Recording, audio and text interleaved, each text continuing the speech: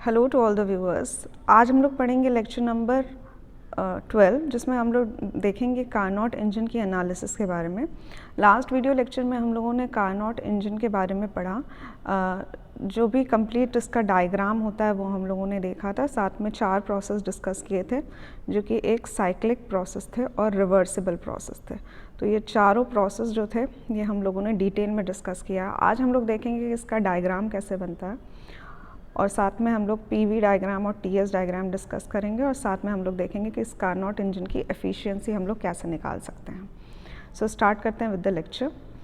This was the complete diagram of Carnot engine, जिसमें कि हम लोगों ने देखा था कि एक हमारा हीट सोर्स होता है जो कि हाई टेम्परेचर पे होता है T1, एक हमारा हीट का सिंक होता है जो कि लो टेम्परेचर पे होता है T2।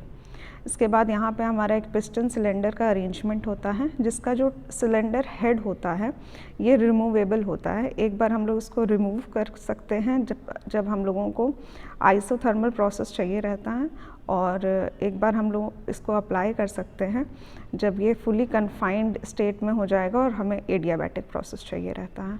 तो बेसिकली जो हमारा कार्नोट साइकिल होती है वो 2 प्रोसेस पे डिपेंड करती है। एक होता है हमारा एडियाबैटिक प्रोसेस और एक होता है हमारा isothermal process.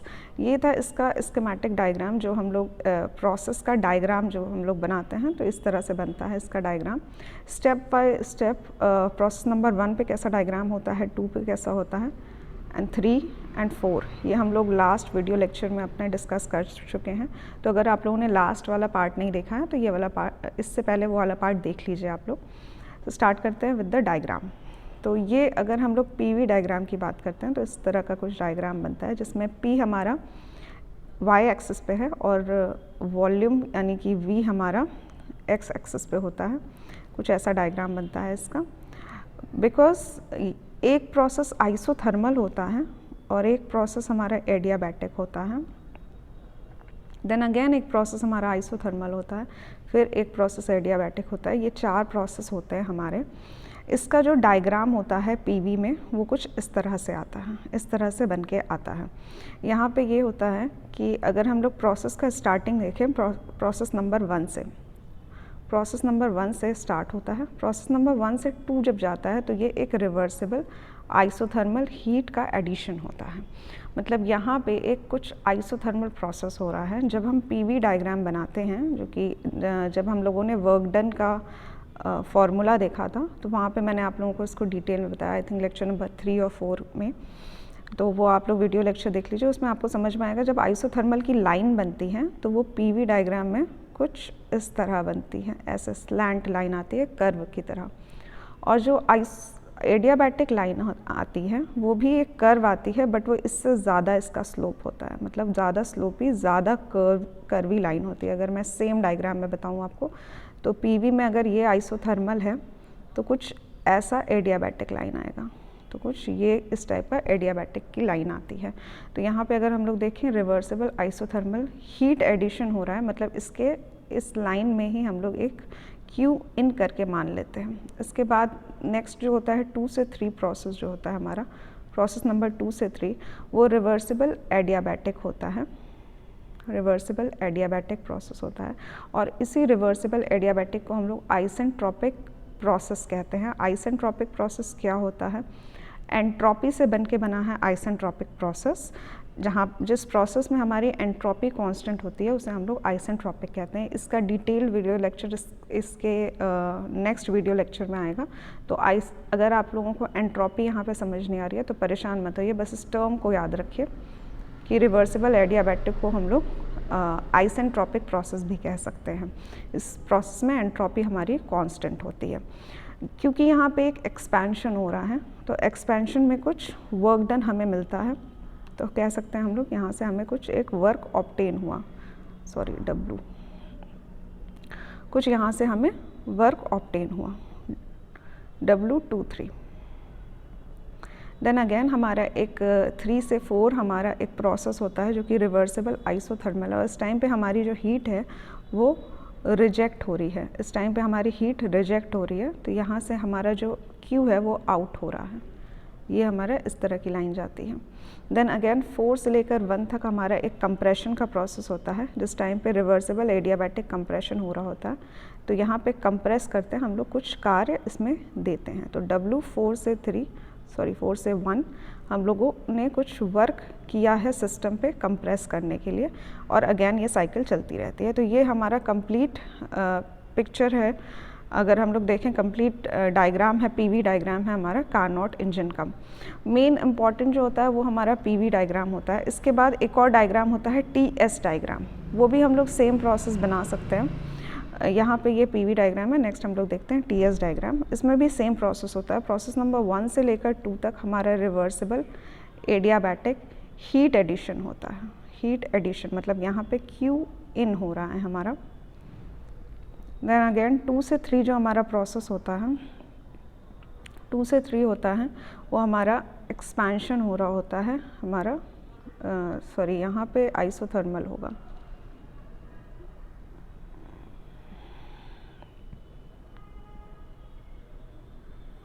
Reversible isothermal heat addition, और जो एक्सपेंशन होता है वो होता है हमारा रिवर्सिबल एडियाबैटिक 2 से लेकर 3 तक।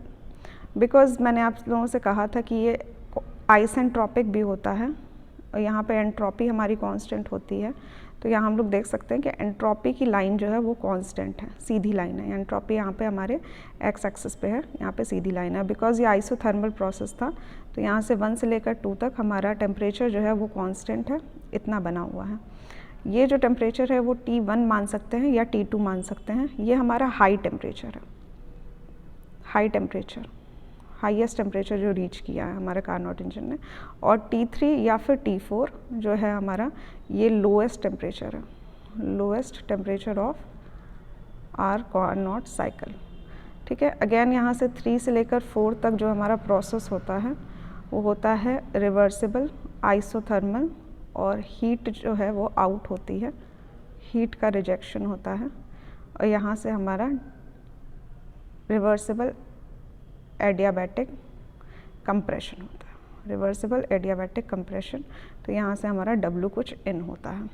तो अगेन अगर इसको आप लोगों को समझ में आ रहा है तो ये टीएस में से या पीवी में से कोई एक डायग्राम याद कर लीजिए, तो ये आपकी कार्नोट इंजन का टीएस या पीवी डायग्राम हो जाता है। तो इस तरह से हम लोग देख सकते हैं, दोनों डायग्राम हम लोगों को समझ में आ गया है। यहाँ से क्यू इन हो रहा है, यहाँ से क्यू आउट हो रहा है, यहाँ से W23 हमें ऑब्टेन हो रहा है, यहाँ पे हम लोग W14 हम लोग दे रहे हैं कंप्रेशन में, और यहाँ से एक्सपेंशन हो रहा है। तो ये कंप्लीट हमारा टीएस और पीवी डायग्राम हो गया कार्नोट साइकिल का। नेक्स्ट हम लोग देखते हैं, जब हम लोग एफिशिएंसी की बात करते हैं किसी भी कार्नोट साइकिल की, तो बेसिकली जो उसका फॉर्मूला होता है वो ये होता है कि कितना हमें वर्क ऑब्टेन हुआ और अपॉन में कितना हमने हीट सप्लाई किया। ये हमारा फॉर्मूला होता है एफिशिएंसी का, कार्नोट चक्र की दक्षता का। तो अगर हम लोग प्रोसेस बाय प्रोसेस देखते हैं कि 1 से लेकर 2 तक क्या सा प्रोसेस हुआ, कितना हीट हमने सप्लाई किया, तो हम लोग कंप्लीट डेरिवेशन कर सकते हैं एफिशिएंसी ऑफ कार्नोट साइकिल का। सो स्टार्ट करते हैं विद द प्रोसेस नंबर 1 से 2। प्रोसेस नंबर 1 से 2 एक आइसोथर्मल प्रोसेस है, और आइसोथर्मल प्रोसेस में पीवी हमारा कांस्टेंट होता है। पीवी हमारा कांस्टेंट है यहाँ पे। तो यहाँ पे अगर हम लोग देखें, हमारा इंटरनल एनर्जी कांस्टेंट होगी। इंटरनल एनर्जी इसलिए कांस्टेंट होगी क्योंकि इंटरनल एनर्जी जो होती है वो सिर्फ टेम्परेचर पे डिपेंड करती है, और क्योंकि हमारा टेम्परेचर एक कांस्टेंट है और चेंज इन टेम्परेचर 0 हो गया है, तो हमारी चेंज इन इंटरनल एनर्जी भी 0 हो जाएगी। ये सब कुछ मैंने आप लोगों को लास्ट वीडियो लेक्चर्स में एक्सप्लेन कर लिया है। तो यहाँ पे आई एज्यूम कि आप लोगों को इतने सारी नॉलेज हो चुकी है कि आप लोग ये समझ सकें कि एक जब कांस्टेंट टेम्परेचर प्रोसेस होता है तो वो हमारी इंटरनल एनर्जी जो होती है वहाँ पे चेंज इन इंटरनल एनर्जी 0 के बराबर हो जाती है। और बिकॉज फर्स्ट लॉ ये कहता है कि हीट जो होती है वो इंटरनल एनर्जी प्लस वर्क का सम होता है, मतलब heat is equals to internal energy plus work.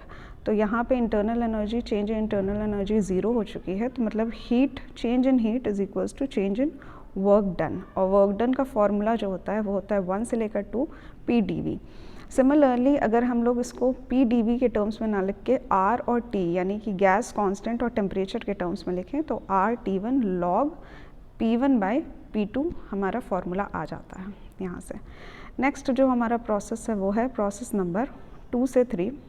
Process number 2 से 3 एक एडियाबैटिक प्रोसेस है या रिवर्सिबल एडियाबैटिक प्रोसेस है या फिर आइसेंट्रोपिक प्रोसेस है। तो इसमें जो हमारा फॉर्मूला होता है वो PV to the power gamma is equals to constant होता है। और बिकॉज ये एडियाबैटिक प्रोसेस है तो इस प्रोसेस में किसी भी प्रकार का चेंज इन हीट नहीं हुआ है, हीट हमारी कांस्टेंट है, हीट हमारी कांस्टेंट है। तो इस केस में जो हमारा फर्स्ट लॉ ऑफ थर्मोडायनेमिक्स कहता है कि वर्क डन हमारा चेंज इन इंटरनल एनर्जी के बराबर हो जाएगा। तो यहाँ पे CV T2 माइनस T3 हो जाएगा। सिमिलरली अगर हम लोग देखें, बस यहाँ तक ही देखिए, ये फॉर्मूला यहाँ पे है। फिर इसके बाद प्रोसेस नंबर 3 से 4, प्रोसेस नंबर 3 से 4 अगेन हमारा PV is equals to constant है और चेंज इन इंटरनल एनर्जी 0 है।